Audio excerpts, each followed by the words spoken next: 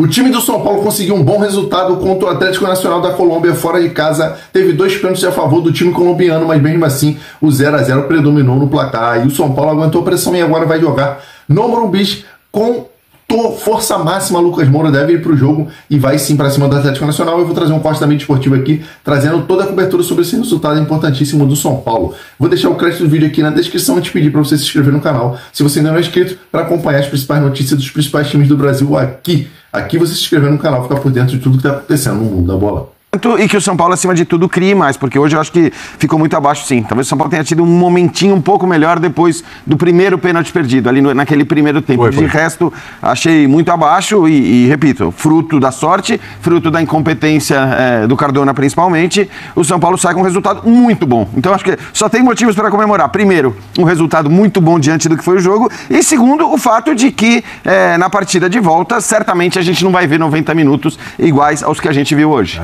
Bertozzi, antes de você, Lucas Moura pede passagem, tá bom? A gente acabou de citar o Lucas Moura aqui, o homem falou na saída do gramado. Vamos lá. Sí, un partido muy difícil, pero pienso que peleamos mucho.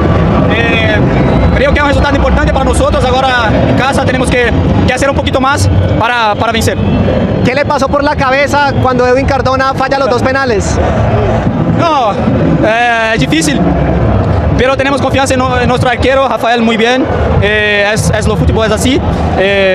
Pienso que hicimos un buen partido hoy. Ahora descansar para la próxima partido. ¿Cree que va a ser una partida diferente en Sao Paulo? Creo que va a ser difícil también. Libertadores es así. Ellos son muy fuertes. Pero tenemos que hacer nuestro juego en casa para ganar. Gracias. Nada. Muito bem, tá aí. Com imagens aí do jogo, a gente falando agora com o Bertozzi sobre essa atuação do São Paulo. Esse cara aí é uma esperança pra volta, hein, Bertozzi? Como disse o Jean, jogando mais tempo. Não sei se vai ser titular, se vai desde o começo, mas é uma expectativa muito grande pra esse jogo da volta aí. Tudo bem, Bertozzi? Tudo bem, William. Boa noite companheiros, boa noite, fã de esportes. Bom, tem jogadores na América do Sul, e são poucos desse nível, que desequilibram jogos, desequilibram confrontos, competições, e é claro que o Lucas é um deles, e estando bem fisicamente, ainda mais. Vou pegar o gancho da pergunta que você fez pro Jean, se dava pra pedir mais.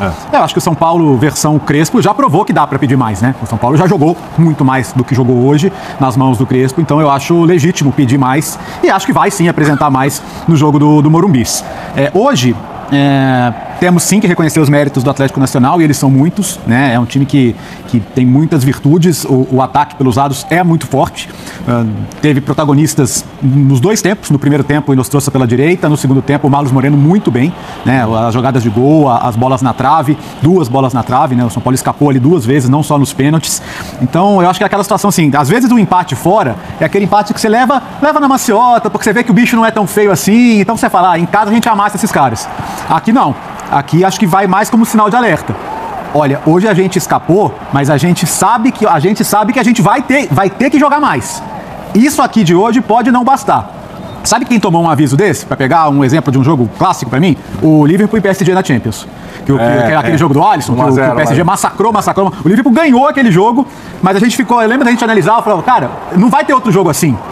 O Liverpool não vai conseguir escapar de todas as formas assim. E tanto é que o PSG foi lá e ganhou o jogo. O que eu quero dizer é, um jogo parecido com esse, o São Paulo pode perder.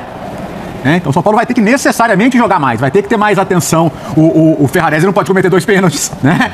O primeiro é um lance azarado, tá? O primeiro é o como é que é, Biner, né? O pênalti, que você gosta de falar? É o pênalti. Que é pênalti, mas é azar, né? O segundo é uma ingenuidade. O Marlos tá driblando pra fora da área e ele não tinha que fazer o pênalti. Eu chamo de ultra não pênalti porque eu acho que esse pênalti é a destruição do futebol. Tá. Porque, você vê, o atacante, ele tem um movimento com o braço aberto, ele faz o que ele tem que fazer, o defensor faz o que tem que fazer. Se o atacante, para mim, eu tenho uma teoria, se o atacante não tá com os braços atrás do corpo, na posição que você exige do defensor, você não pode marcar pênalti num lance desse. Mas a regra fala pra marcar, a regra ela é completamente imbecil, desculpa o termo, mas assim, é uma loucura. Se eu fosse treinador, eu instruiria os meus jogadores hoje em dia, abrir o braço do totozinho, tocou o braço aberto, é pênalti, porque aí seriam marcados 50 mil pênaltis assim, até que a FIFA veria e pararia de marcar essas bobagens. Mas, já que se marca hoje em dia, é pênalti. O segundo, eu concordo contigo, Léo, ali eu acho que o Ferrarese errou.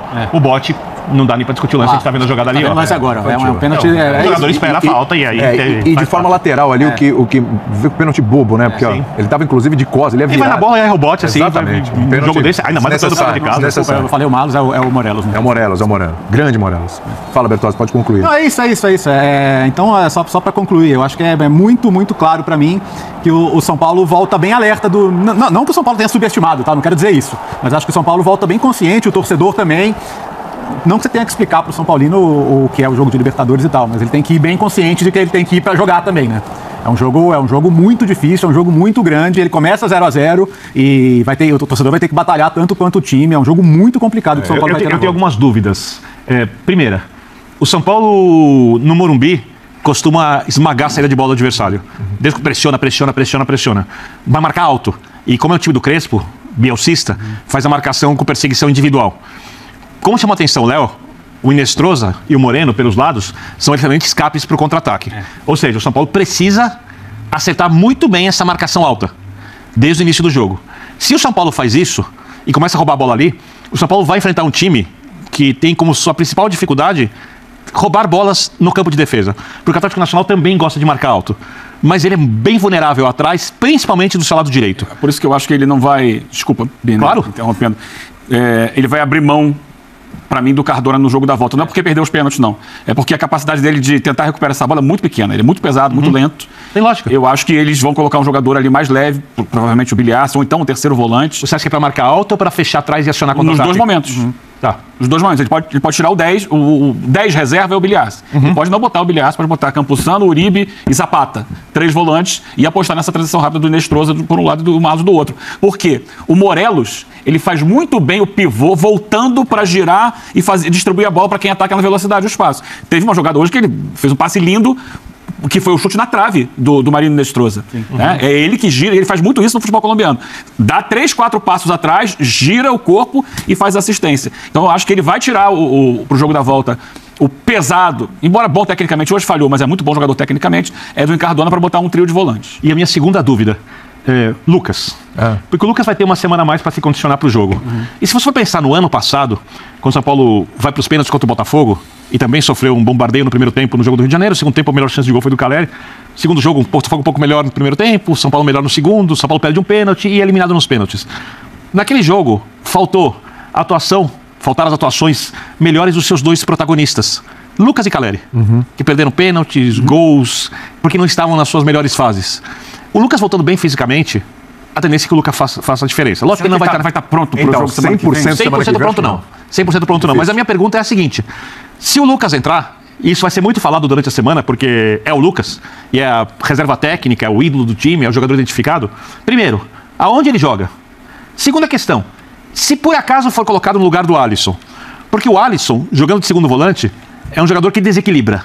O Alisson jogando na meia é o Alisson segundo volante. É um bom jogador, que ajuda muito na pressão alta que o São Paulo vai fazer. E eu acho que o Lucas também pode fazer essa pressão, mas o Lucas não vai conseguir recompor quem é o Alisson se o Lucas, por exemplo, jogar no lugar do Alisson. O São Paulo conseguir ter agressivo. Não é o lugar do Alisson, não. Ele é para entrar ao lado do lugar do André. Ao lado do Luciano na frente. Tô nessa também. Para mim é 3-5-2 com o Lucas de segundo atacante. Até por conta das condições também, eu acho. A questão é essa.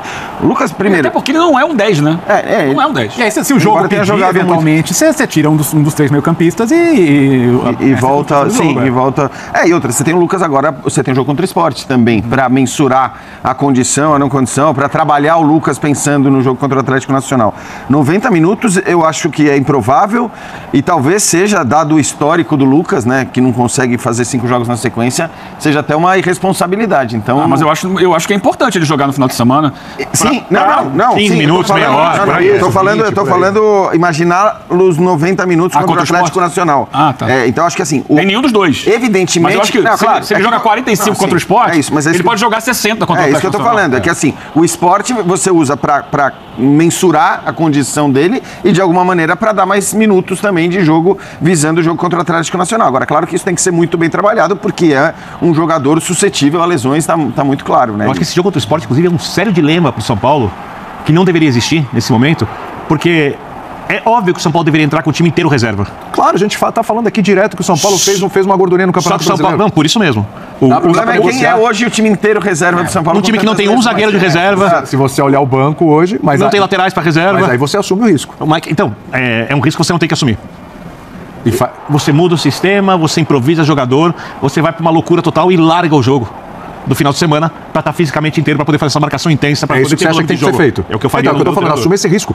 Assume esse risco dessa mudança total, joga contra o Sport da forma que der e garante... Gente, a gente está discutindo aqui muito tempo, vou repetir.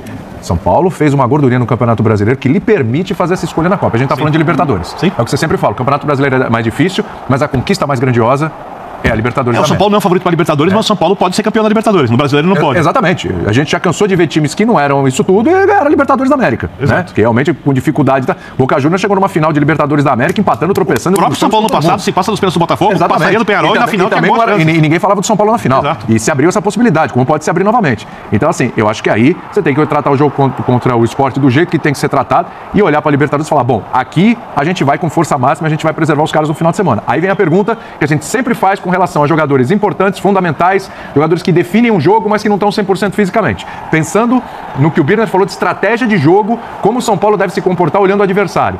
É para sair já com o Lucas, gastar os 60 minutos que ele tem sendo titular, esperar um pouco, mudar a característica um pouquinho mais para frente. Como tratar o Lucas aí se ele não puder jogar o jogo inteiro? Eu acho bem difícil que jogue os 90 minutos. Se ele puder jogar bem, 50, 60 minutos, é um jogo para você começar com o Lucas, porque é um jogo para você fazer o gol e criar o ambiente do Morumbi. A questão é que se você não começa com ele... o mundo desaba. Não é nem que o mundo desaba, porque eu acho que assim, é óbvio que se ele não começar jogando, ele não começa jogando por razões físicas. Agora, se você não começa jogando com o Lucas, você provavelmente já limita a 45 o número de minutos na partida. Porque é muito raro o cara entrar aos 30 do primeiro tempo você fazer substituição. Isso em geral não acontece. Só uma informação, tá, Jean, para completar. Hoje o Edu Afonso, que está em Medellín fazendo a cobertura, disse que se o Lucas entrasse, seria no máximo por 45 minutos. Quando? Hoje? Hoje, se entrasse. Seria no máximo, no máximo. 6 menos, né? Isso. Menos. Informação do Edu Afonso. Então, mas que semana que vem, talvez um pouquinho mais. Se ele tiver condição de 60 minutos, aí a tendência é ele começar jogando. Porque, justamente, se o cara tem 60 minutos para jogar, você não vai colocá-lo em campo aos 35 do primeiro tempo. É isso que eu estou querendo dizer. Então, eu acho que tem um pouco essa questão. Vai depender... Agora, se eles chegarem à conclusão que ainda no próximo meio de semana o máximo é 45 minutos, aí... Se você diz, o máximo é 45 minutos, aí eu deixaria para colocar no intervalo. É o seguinte, esse pode ser o último jogo decisivo. Esse pode ser o último jogo decisivo do São Paulo no ano. É verdade. Eu sei, cara, todo jogo do Campeonato Brasileiro é potencialmente decisivo, o Campeonato de turno e retorno, eu entendo isso. Mas pode ser o último mata-mata decisivo do São Paulo no ano. Perfeito, tá? Então esse é o jogo que você tiver que esticar um pouquinho a corda. É isso. Quem joga 45 joga 60, quem pode jogar 60 joga 75. E é um jogo, que dá para esticar a corda um pouquinho se for necessário. E é aquele que não dá para deixar para depois. Não, assim, vamos esperar o segundo tempo. Não, tem que começar ventando para cima. Aquela história dos minutos iniciais, você tem que fazer 20, 25 minutos de pressão máxima para buscar o resultado depois. Você vê e administra. O que aconteceu hoje? O Atlético, ele deu um calor inicial muito grande. Chegou o momento do jogo que ele baixou um pouquinho, diminuiu, porque é do futebol. E aí, mas ainda assim continuou melhor no jogo. No segundo tempo, especialmente, ele começou a criar, sem fazer a pressão que fez no primeiro, mas ele criou várias situações. Então, eu acho que o São Paulo tem que entrar com o Lucas. É isso aí, amante do futebol. O Lucas Moura deve sim jogar a segunda partida no Morumbi na quarta-feira que vem contra o Atlético Nacional, e a chance do time paulista se classificar, do São Paulo Futebol Clube se classificar para as quartas de final da Libertadores é grande. Jogando em casa com o apoio da sua torcida, a torcida apaixonada com certeza vai estar presente. Lucas Moura, não precisamos ficar aqui falando, debatendo sobre a qualidade do Lucas Moura, é muito bom jogador, e ele jogando 45 minutos, 60 minutos, que seja 30 minutos, pode sim fazer grande diferença e resolver uma partida. E eu acredito sim na classificação do São Paulo. Se você também acredita, deixe sua opinião aqui nos comentários. São Paulo classificado. E deixa também o seu placar. Eu chuto aí que o São Paulo vai vencer por 2-0 o Atlético Nacional. Apesar do Atlético Nacional ser um bom time e ser um time perigoso nos contra-ataques, eu acredito na vitória do São Paulo. Se você também acredita, vai deixando sua opinião aqui. E claro, se inscreve no canal se você ainda não é inscrito, para acompanhar as principais notícias dos principais times do Brasil aqui. Você é amante do futebol, vale a pena se inscrever para ficar por dentro de tudo que acontece.